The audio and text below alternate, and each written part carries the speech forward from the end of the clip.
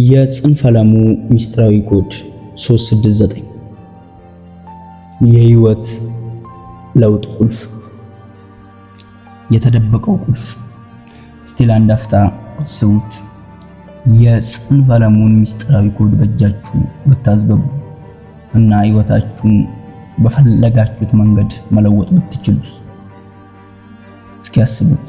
ያሰባችሁ ስኬት፣ ሰላም እና ብልጽግና የምታገኙበት ቀመር ቢሆን።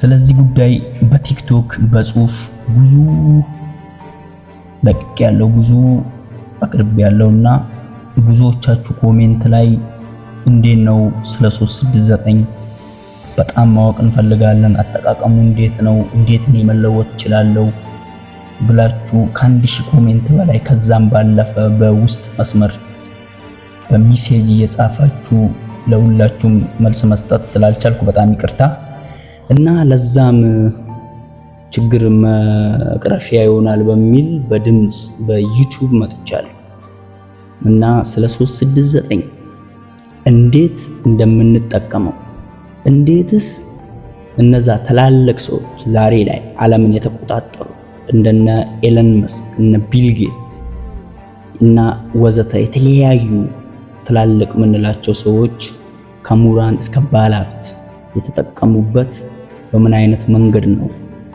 የሚለውን ዛሬ ላይ በዩቲዩብ ማቀርብላችሁ ይሆናል እና እኔም በጣም በሚባል ደረጃ የተቀየርኩበት አመለካከት ስለሆነ ላካፍላችሁ እገደዳለሁ እና ቤተሰቦች ይህን ዩቲዩብ ቻናል ሰብስክራይብ በማድረግ ሞራን ስጡኝ። ክፍል 1 ክፍል 2 እያልኩ ለቃለሁ ከነገ ጀምሮ።